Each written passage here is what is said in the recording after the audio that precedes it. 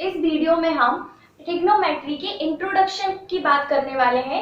Introduction में हम क्या करेंगे, हम इंट्रोडक्शन में ट्रिग्नोमेट्री में यूज होने वाले जितने भी फॉर्मूले हैं जो कि आपकी एक्सरसाइज में आप क्वेश्चन करेंगे तो आपको जरूरत पड़ेगी, तो उन सारे फॉर्मूलेस को मैं बताऊंगी। उसके साथ उनके लिए थोड़े से एग्जाम्पल भी सेट करूंगी ताकि जब आप एक्सरसाइज करें तो आपको सारे क्वेश्चंस में समझ में आए कि हमको कौन सा फॉर्मूला कहाँ पर लगाना है। और इसके बाद इस पार्ट में मैं सिर्फ इंट्रो दूंगी, जो नेक्स्ट पार्ट होगा उसे भी देखिए, उसमें मैं एनसीईआरटी की एक्सरसाइज नंबर फर्स्ट कवर करूंगी। तो चलिए स्टार्ट करते हैं। पहले हम जानेंगे कि ट्रिग्नोमेट्रिक रेशियोज क्या होते हैं।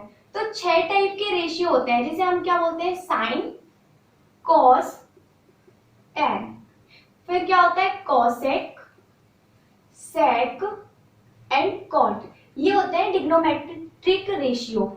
ये इनको हमने ऐसे क्यों लिखा है, मतलब इसके नीचे ये लिखा है, इसके नीचे ये लिखा है और इसके नीचे ये लिखा है, आपको ये समझाने के लिए कि साइन जो होता है वो कॉसेक का अपोजिट होता है, या फिर हम ये भी बोल सकते हैं जो कॉसेक है वो साइन का अपोजिट। अब अपोजिट मतलब क्या है, मतलब कि जैसे हम ये लिखा हमने साइन और थीटा मीन्स कोई भी एंगल। हम इन ट्रिग्नोमेट्रिक रेशियो को किसी एंगल के साथ लेते हैं हमेशा, ये कभी भी अकेले यूज नहीं होते हैं। तो जैसे हम क्या है साइन थीटा, तो इसका opposite cosec means 1 upon cosec theta, ये होगा हमारा। या फिर हम ऐसे भी ले सकते हैं, cosec theta equal to 1 upon में साइन थीटा। आप इसी तरीके से इन सबको भी रिलेट कर सकते हैं। जैसे ये कॉस है तो कॉस थीटा इक्वल टू हमारा क्या होगा, 1 अपॉन में सेक थीटा। इसके बाद सेक थीटा को भी हम लिख सकते हैं, इसका sec theta equal to 1 upon में कॉस थीटा। और इसी तरीके से हम टैन और कॉट को भी लिखेंगे जैसे हमने इन फॉर्म्स में लिखा है। मैं उसको भी लिख देती हूँ, आप लोग लाइन से इन फॉर्मूलों को अपनी कॉपी में उतारिए ताकि जब आप लोग क्वेश्चंस करें तो आप लोग को ये सब समझ में आए। ये हमारे एक टाइप के फॉर्मूले कंप्लीट हो चुके हैं। इसके बाद अब हम नेक्स्ट टाइप पढ़ेंगे। आप इन फॉर्मूलों के बार बार देखते रहिए ताकि आप भूले ना, क्योंकि आगे चल के थोड़ा क्या है कंफ्यूजन क्रिएट भी हो जाती है इसमें। इसके बाद हम नेक्स्ट टाइप करेंगे।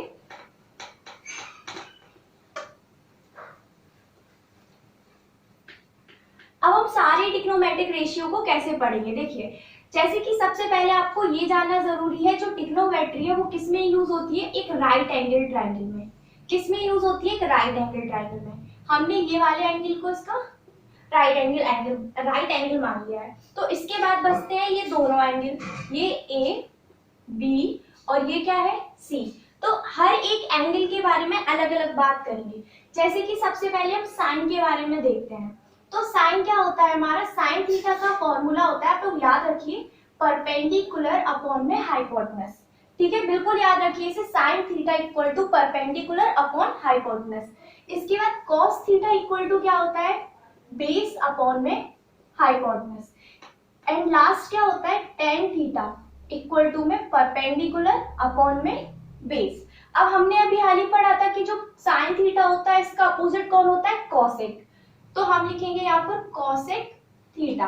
तो अगर sine theta perpendicular upon hypotenuse है तो कॉसेक क्या होगा, हाइपोटेनस अपॉन परपेंडिकुलर।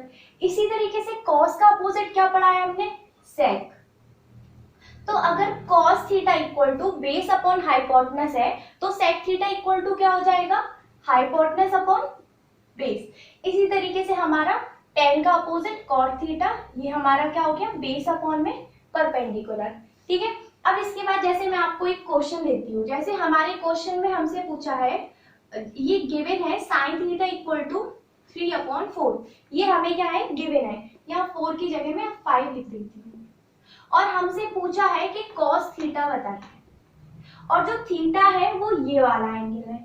थीटा कौन सा है, ये वाला एंगल है। तो सबसे पहले ये समझिए कि इस ट्रायंगल में परपेंडिकुलर, बेस और हाइपोटेनस क्या होगा। तो ये तो हम जानते हैं कि ये जो 90 डिग्री होता है इसके सामने वाली जो साइड होती है उसको हम हमेशा क्या बोलेंगे, हाइपोटेनस बोलेंगे। ये हमारा कभी भी चेंज नहीं होगा। इसके बाद बचती है इस ट्रायंगल की दो साइड। तो अब इन दोनों में से हम परपेंडिकुलर या फिर बेस किसे लेंगे, तो ये जो एंगल होता है, जो एंगल हमसे क्वेश्चन में पूछा है उस एंगल के हिसाब से देखेंगे। तो हमसे एंगल क्या बोला है, थीटा, और वो एंगल कहाँ दे रखा है हमें, यहाँ पर। तो इस एंगल के हिसाब से परपेंडिकुलर जो होगा वो होगा इसके सामने वाली साइड। ये एंगल है, इसके सामने वाली साइड को हम हमेशा क्या बोलेंगे, परपेंडिकुलर। और बेस कहाँ बोलेंगे, जो बची हुई साइड होगी वो हमारी क्या होगी, बेस। इसको हम चेंज भी कर सकते हैं, जैसे कि हमने मान लिया कि ये थीटा इधर नहीं है, ये थीटा कहाँ है, इधर है। तो अगर थीटा इधर पर हो गया तो थीटा के सामने वाली साइड अब कौन सी हो गई, ये भी चेंज हो गई। तो अब हम इस साइड को क्या बोलेंगे, परपेंडिकुलर, और ये वाली साइड हमारी क्या बन जाएगी, बेस। तो अब साइन थीटा इक्वल टू, सबसे पहले याद रखिए साइन थीटा इक्वल टू होता क्या है, परपेंडिकुलर अपॉन में हाइपोटेनस। मींस हमें परपेंडिकुलर कितना दिया है, 3, और हाइपोटेनस कितना दिया है, 5।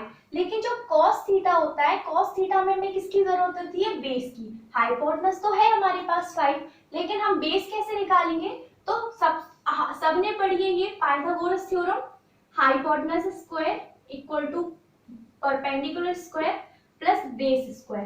देखिए हम यहाँ पर भी थीटा के लिए बात कर रहे हैं, यहाँ पर भी थीटा के लिए बात कर रहे हैं, मतलब हम सेम एंगल के लिए बात कर रहे हैं। तो जो इसके लिए परपेंडिकुलर होगा वो ही इसके लिए होगा, और बेस भी मतलब सेम रहेगा, यहाँ पर कुछ भी चेंज नहीं होगा।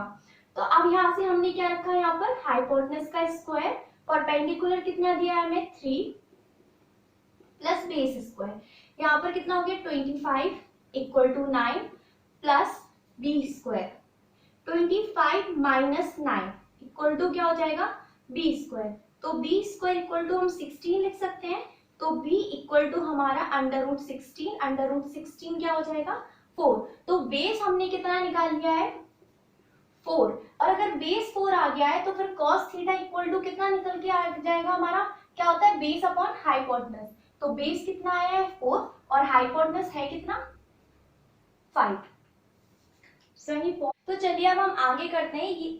आई थिंक आप लोगों को ये एग्जाम्पल समझ में आ गया होगा, और अगर नहीं आया है तो आप लोग वीडियो को दोबारा से देखिए ताकि आपको अभी समझ में आ जाए, क्योंकि अगर ट्रिग्नोमेट्री एक बार समझ नहीं आई तो वो कभी भी समझ में नहीं आती है। तो कोशिश कीजिए कि अभी समझ में आ जाए।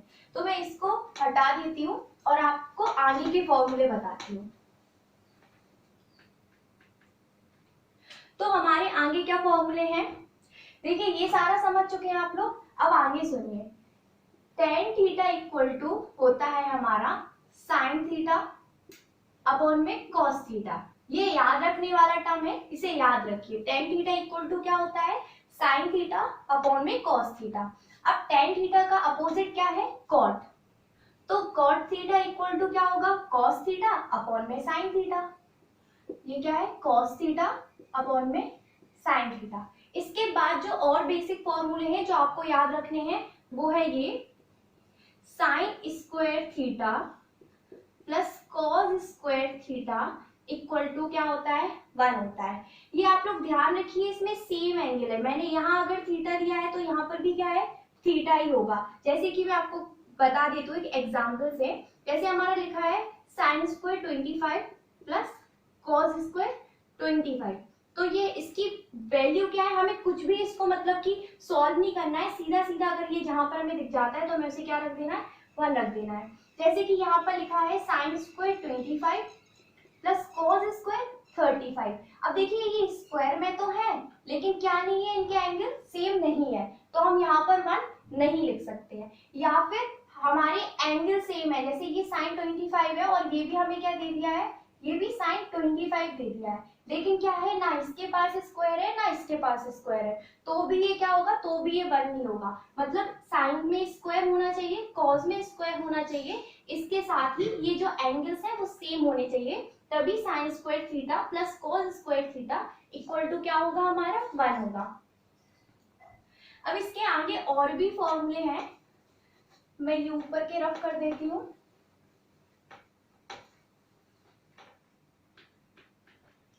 समझिए, cosec square theta equal to हो जाता है हमारा 1 प्लस कॉट स्क्वायर थीटा।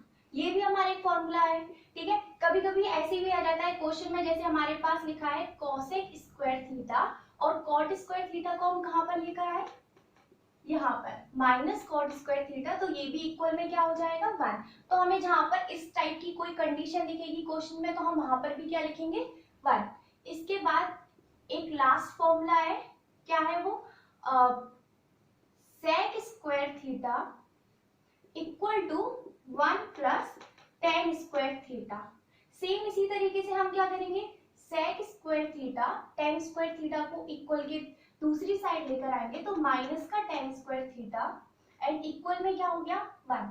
तो ये हमें फॉर्मूले याद रखने हैं, जैसे ये इक्वल 1 होता है, ये इक्वल भी क्या होता है 1 होता है, और यहाँ पर ये भी क्या होता है 1 होता है। फॉर्मूले आपके एक्सरसाइज नंबर 8.1 में यूज होने वाले हैं। इसके बाद जैसे जैसे मैं आपको एक्सरसाइज कराऊंगी उसी के अकॉर्डिंग आपको आगे के भी फॉर्मूले बताऊंगी। और अगर आप लोगों को ये समझ में आ गया हो जो भी मैंने इस वीडियो में बताया है तो प्लीज इस वीडियो को लाइक कीजिए और अपने फ्रेंड्स के साथ भी शेयर कीजिए। Thank you.